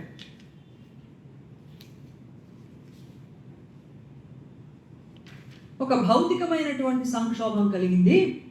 అదేంటంటే ఇంద్రియాలు కనుక కల్లోలం అయిపోతే మనం చేసే పని పట్ల, తర్వాత మనం చేసే పని లక్ష్యం పట్ల మనకి ఒక విరక్తి కలిగిపోతుంది. దానికి ఒక విరక్తి పుట్టింది.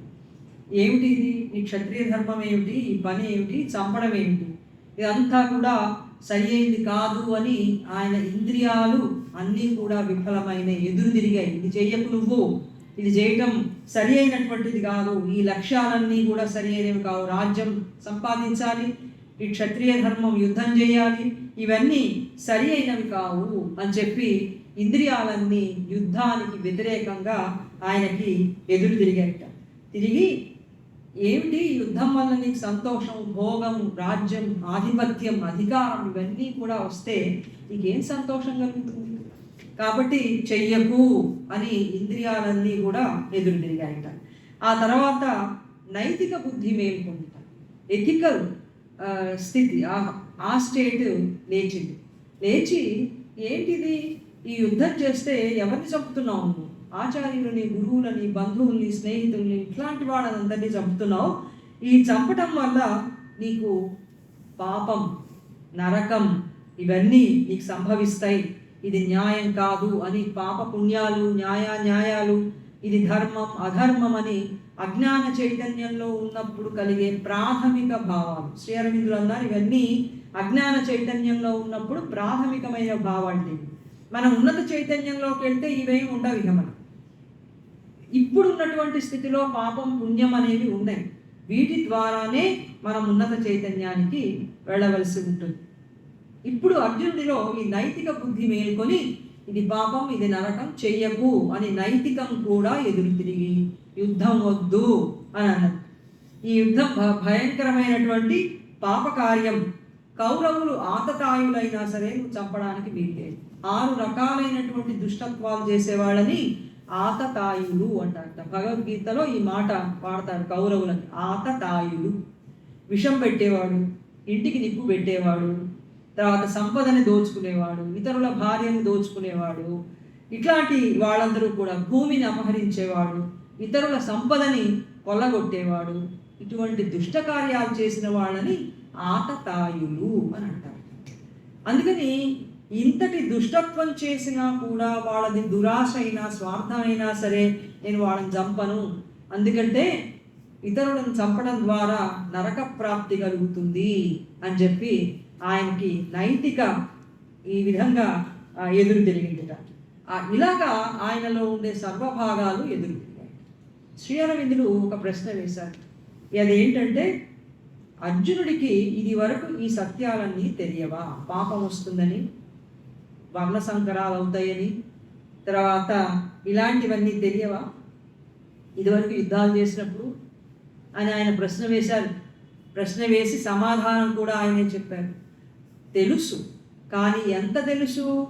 మనసుకి తెలుసు, హృదయంలో అనుభూతి కలగదు. మనసుకేదో తెలుసు, పెద్ద పట్టించుకోవాలి. ఎందుకంటే అప్పుడు మేము న్యాయంగా ప్రవర్తిస్తున్నాం, మాది ధర్మం, మమ్మల్ని అన్యాయంగా కౌరవులు మా సంపదను హరించారు, కాబట్టి నా ధర్మంగా నేను యుద్ధం చేయడం సరి అయినదే అనుకున్నాడు. అది వరకు వెనకటి యుద్ధాల్లో కూడా ఇదే బుద్ధితో ఆయన యుద్ధం చేశాడు. అప్పుడు ఆయనకి హృదయంలో అనుభూతి కలగలేదు అని అన్నారు. హృదయంలో అనుభవం కలిగినప్పుడే మన ప్రవర్తన మారడం కానీ, మనం ఎక్కువ మన ఆ సత్యాన్ని గురించి ఆలోచించి మనది చేసుకోవడం కానీ జరుగుతుంది. అందుకని హృదయం అనేది చాలా చాలా ముఖ్యమైనటువంటిది. మనసు అంటే ఇంకా తెలుస్తుందేమో, మనసుకు తెలిసినవన్నీ మనం చేస్తాము. మామూలుగా ఆధ్యాత్మిక సత్యాలన్నీ మనసుకు తెలుస్తాయి. మనసుకు తెలిసినంత మాత్రాన మార్పు వస్తుందా? చాలా కష్టసాధ్యం, మనసు వరకే ఉంటుంది. అట్లాగే అర్జునుడికి కూడా ఈ సత్యాలన్నీ మనసు వరకే పరిమితమై హృదయం దాకా అవి రాకపోయేసరికి అనుభవం రాక ఈ సత్యాలన్నీ కూడా అప్పుడు అతని ముందర నిలబడలేదు. ఇప్పుడు కురుక్షేత్ర యుద్ధంలో హృదయానికి అనుభూతి కలిగింది. నా వాళ్ళు అనేది ఒకటి కలిగి దాని నుంచి అన్ని తామర తంపరగా ఒక్కోటి వచ్చి చివరికి పూర్తిగా నిరాయుధుడైపోయి ఏమన్నా చేయని కూర్చుంటా, చంపమని అయిపోతుంది ఓ పని, వాళ్ళనే చంపమని అనే స్థితికి వచ్చేసాడు అర్జునుడు. ఇటువంటి విషాదయోగం అతని అంతరంగమంతా కూడా విఫలమైపోయి ఈ కర్మకి వ్యతిరేకంగా పూర్తిగా నిష్కర్మగా మారిపోయింది అని శ్రీ అరవిందులు రాశారు. ఇది ప్రథమ అధ్యాయం, అర్జున విషాదయోగం. ఈ విషాదం ఇంతగా దీని వెనకాల విమర్శ శ్రీ అరవిందులు చేసి శ్రీకృష్ణుడు ఇట్లా వర్తించాడు, అర్జునుడి స్థితి ఇది, మన చైతన్యం ఇది. ఇప్పుడు అర్జునుడు చెప్పిందంతా కూడా అజ్ఞాన చైతన్యంలో ఉన్నటువంటి భావనలు ఎక్స్ప్రెస్ చేస్తున్నాడు, ఇది సరి అయింది కాదు అని శ్రీకృష్ణుడు తర్వాత అధ్యాయంలో చెప్పబోతున్నాడు. ఆయన ఇప్పటిదాకా ఏం మాట్లాడాలి, వింటూ ఉన్నాడు. అంత వింటున్నాడు కాబట్టి ఆయన పరమాత్మ అయ్యాడు. వినం కాబట్టే మనం మామూలుగా మానవులైనా, మనం చెప్పడంలో మనకి ఎక్కువగా ఆవేదన, ఎంత తొందరగా ఎంత చెప్పినా తరగదు మన ఆవేదన. ఇవాళంతా మన ఫ్రెండ్తో చెప్తాం, రేపొద్దున ఆ ఫ్రెండ్ వస్తే మళ్ళీ అదే చెప్తాం, ఎందుకంటే అదే ఉంది లోపల, తరగట్లా. కానీ పరమాత్మ ఈ అధ్యాయం అంతా అయిపోయేదాకా వింటూనే ఉన్నాడు. ఒకటే ఒక మాట చెప్పాడు, తీసుకొచ్చే రథం అక్కడ పెట్టా, అందరినీ ఓసారి చూడు అన్నాడు. ఆ చూడంగానే మొదలైంది అర్జునుడిలో మార్పు. ఈ మార్పే ఎవరు తీసుకొచ్చారు? ఉన్నవాడెవరు? ఏకమే. ఆ ఏకమే గనక ఎవరున్నారు? ఎవరు లేదు, ఏకమే ఉన్నారు. ఇద్దరు మాట్లాడుకుంటుంటే వాడు అన్నట్టు నాకు చాలా భయంగా ఉంటుంది, ఎవరైనా ఉంటే, ఎవరు లేరు మా ఇంట్లో, ఎవరైనా ఉంటే బాగుండేది అంటే, నేను ఉన్నా కదా అన్నట్టు పక్కవాడు. నువ్వు ఉన్నావనే నాకు భయం అన్నట్టు. నువ్వు ఉన్నావనే నాకు భయం, లేకపోతే నాకు భయం ఏం లేదు. అట్లాగా ఎవరున్నారా ప్రపంచంలో అంటే ఏకం ఆయనే ఉన్నారు. అందుకని ఈ మహాపరిస్థితిని, సంక్షోభాన్ని తీసుకొచ్చింది ఆయన. అర్జునుడి హృదయంలో కల్లోలాన్ని తీసుకొచ్చింది ఆయనే. ఈ కల్లోలం ద్వారా దీని అంతటినీ అధిగమించి ఒక జ్ఞానాన్ని ఇచ్చి, ఆ ఆధ్యాత్మిక జ్ఞానం ద్వారా కర్మ చేయటం అనేది ఒకటి ఉందని చెప్పబోతున్నాడు శ్రీకృష్ణుడు. తర్వాత అధ్యాయంలో ఆయన అదే చెప్తాడు. వచ్చే వారం ఆయన ఉపదేశం ఏమిటో మనం చూద్దాం.